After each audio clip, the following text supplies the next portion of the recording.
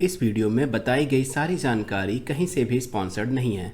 ये books personal experience से choose की गई हैं, जिसे पढ़कर आप अपने बोर्ड एग्ज़ाम में या किसी भी स्कूल एग्ज़ाम में अच्छे मार्क्स गेन कर सकते हैं। कंडीशन सिर्फ एक है कि आपको ये बुक्स अच्छे से पढ़नी पड़ेगी।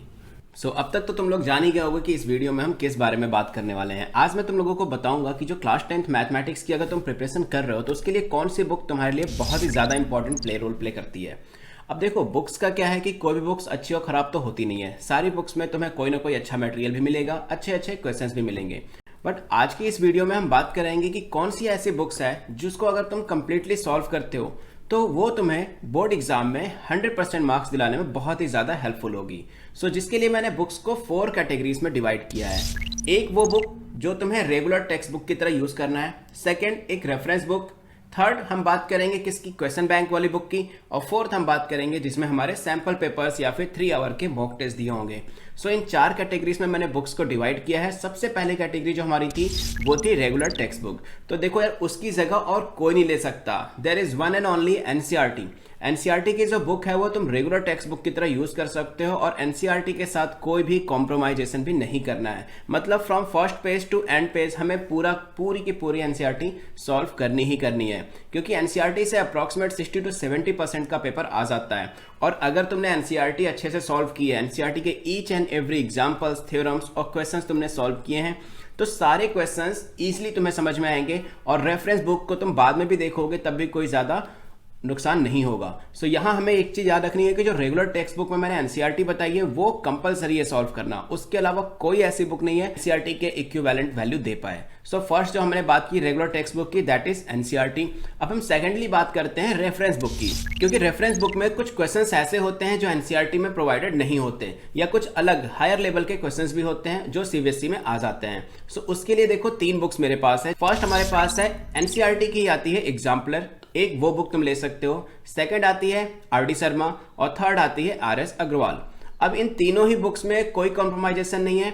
हालांकि चलो ठीक है, जो एनसीईआरटी की बुक है उसको तो तुम as a regular textbook की तरह भी यूज कर सकते हो कि हाँ तुमने एनसीईआरटी के साथ साथ एग्जाम्पलर भी सॉल्व कर ली। उसको इस कैटेगरी से अभी हटा देते हैं। बात आती है 2 रेफरेंस बुक की, RD Sharma and RS Agarwal. दोनों ही बुक अपनी जगह बहुत अच्छी है, बट अगर मैं प्रेफर करूं तो मैं आरएस अग्रवाल वाली बुक को ज्यादा प्रेफर करूंगा, क्योंकि उसमें जिस सिस्टमैटिक तरीके से एक टाइप के क्वेश्चंस को पहले एक्सप्लेन किया गया है, उस टाइप्स के सारे एग्जांपल्स बताए गए हैं और देन जस्ट उसके बाद वहां पे एक्सरसाइज भी दी गई है और इवन लास्ट में उसमें एमसीक्यूज को भी ऐड ऑन किया गया है। ये जो मेथड है पूरी तरह से क्वेश्चन को रिप्रेजेंट करने का, फर्स्ट हमारे पास रूल्स दिए हुए हैं, देन एग्जांपल्स दिए हुए हैं और देन उसी से रिलेटेड क्वेश्चंस भी दिए हैं। ये काफी इजीली बुक को सॉल्व कर सकते हो और बुक में बहुत ही ज्यादा अच्छे अच्छे क्वेश्चंस भी हैं। बट इसका मतलब ये नहीं है कि अगर तुम्हारे पास आरडी शर्मा है तो वो बुक खराब है, या मैं कह रहा हूं कि उसको हटाकर तुम आरएस अग्रवाल सॉल्व करो। नहीं, मैंने पहले ही बताया कि दोनों बुक इक्विवेलेंट हैं और इक्विवेलेंट आउटपुट भी देती हैं। बट मैं जिस बुक को प्रेफर करूंगा दैट इज आरएस अग्रवाल, क्योंकि इसका आउटपुट भी मैंने देखा है अपनी ही कोचिंग में, बहुत सारे बच्चों के रिजल्ट्स काफी ज्यादा अच्छे आए हैं। रिजल्ट्स की बात करें तो तुम प्रीवियस वीडियो में जाकर हमारी कोचिंग का रिजल्ट देख भी सकते हो। अब देखो, 2 बातें तो हो गई। एक बात हमने की हमारी रेगुलर टेक्स्ट बुक की, जिसके बारे में हमने एनसीईआरटी और एग्जाम्पलर 2 बुक को रखा था, और जो सेकेंडली हमने बात की वो की किसकी, एक रेफरेंस बुक की। और रेफरेंस बुक की जगह मेरा जो सजेशन था दैट इज आरएस अग्रवाल। ये बुक भी काफी अच्छी है। अब जो थर्ड बुक आती है क्वेश्चन बैंक, देखो एक तरह से अगर देखा जाए तो आरएस अग्रवाल या आरडी शर्मा अगर तुम्हारे पास है तो उसमें भी बहुत ज्यादा क्वेश्चंस हैं, बट वो क्वेश्चंस, ये जो 2 बुक ऐसी है जो तुम्हें थ्रू आउट द ईयर अपने सिलेबस के साथ साथ खत्म करनी होती है। जैसे सपोज करो मैथ के फर्स्ट चैप्टर की तुमने एनसीईआरटी और एग्जाम्पलर सॉल्व की, at that time reference book से भी तुम्हें वो चैप्टर फिनिश करना होता है। बट अगर क्वेश्चन बैंक की बात करें तो क्वेश्चन बैंक हेल्प करती है तुम्हारे पूरा सिलेबस खत्म होने के बाद, या मिड टर्म या हाफ टर्म जब एग्जाम आता है तब हम क्वेश्चन बैंक को सॉल्व करते हैं। उससे बेनिफिट ये होता है कि एक क्वेश्चन बैंक को अगर हम सॉल्व करते हैं तो हमारे सारे टाइप्स के क्वेश्चन सॉल्व हो जाते हैं और नंबर ऑफ क्वेश्चंस भी ज्यादा हो जाते हैं। ये तो बात थी importance of question bank, but question bank कौन सी ली जाए?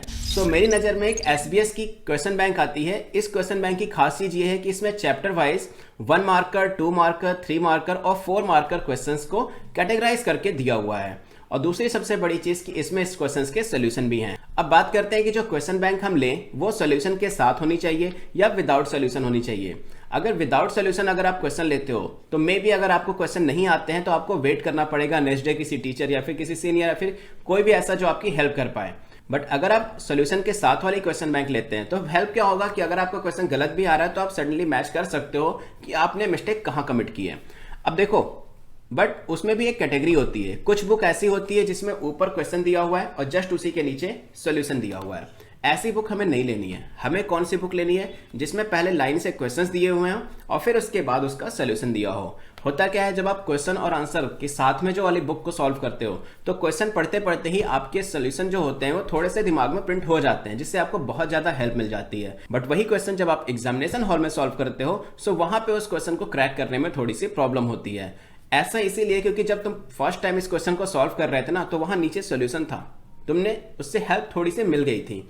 बट यही चीज अगर तुम क्वेश्चंस की सीरीज में उसको सॉल्व करोगे और फिर आंसर को बाद में देखोगे या सोल्यूशन को बाद में देखते हो तो तुम्हें लगता है कि हाँ ठीक है, एग्जैक्टली मैं इस टाइप के क्वेश्चंस को सॉल्व कर सकता हूं या एग्जैक्टली इस टाइप के क्वेश्चंस को सॉल्व नहीं कर सकता। सो ये बहुत ही ज्यादा बेनिफिट देता है तुम्हारे बोर्ड एग्जाम में या किसी भी एग्जाम में जिस एग्जाम को तुम देने वाले हो। अगर तुम क्वेश्चन और सॉल्यूशन एक साथ वाली बुक लेते हो जिसमें स्टेप बाय स्टेप मतलब फर्स्ट क्वेश्चन देन सॉल्यूशन होता है तो मेरे हिसाब से ऐसी बुक नहीं लेनी चाहिए। सो जिसके लिए सबसे अच्छी जो बुक मुझे लगी थी दैट इज एसबीएस, क्योंकि इसमें जो क्वेश्चंस इंक्लूड है ना वो भी तुम्हारे प्रीवियस ईयर क्वेश्चंस हैं जो ऑलरेडी बोर्ड में आ चुके हैं। सो ये बुक एक तरह से और हेल्प करेगी, तुम्हारे लास्ट के 10 इयर्स के या 20 इयर्स के क्वेश्चंस भी तुमने सॉल्व कर लिए हैं। इस बुक की एक और खास बात है कि इसे चैप्टर वाइज डिवीजन भी दिया गया है, मतलब हर चैप्टर के अलग से क्वेश्चन, लास्ट ईयर के जितने भी पेपर्स हैं अप्रॉक्स 10 या 20 इयर्स के, उसके क्वेश्चंस को चैप्टर वाइज कैटेगराइज किया गया है। सो अगर किसी तुम किसी चैप्टर की रिवीजन भी करना चाहते हो तो इस बुक से वो सारे क्वेश्चंस लेके अपने चैप्टर को रिवाइज कर सकते हो। सो ये रही हमारी 3 book. First one is NCERT जिसको हम टेक्स्ट बुक की तरह यूज कर रहे थे और साथ में एग्जाम्पलर्स को भी ऐड ऑन कर लिए थे।